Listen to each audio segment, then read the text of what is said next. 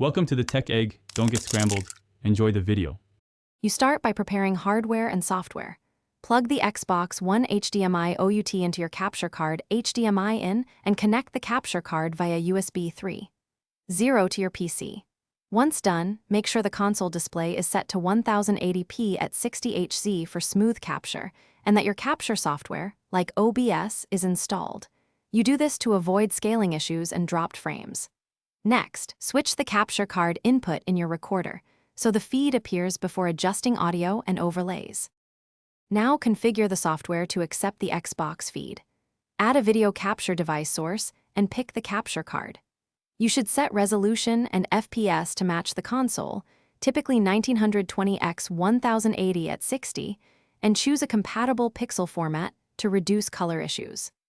Next, manage audio by selecting the capture device as the audio source while balancing desktop and microphone levels. Use a small sync offset if lips and sound are misaligned. Finally, lock the scene. Finish by starting the recording or stream and monitoring performance metrics like dropped frames, CPU usage, and encoder bitrate. Adjust bitrate or resolution if strain appears.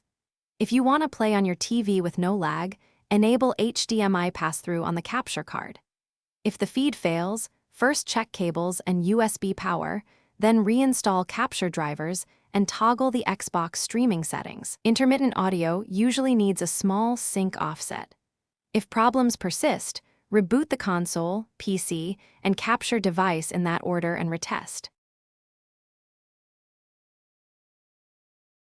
Thanks for watching. Consider subscribing if I helped unscramble your problems.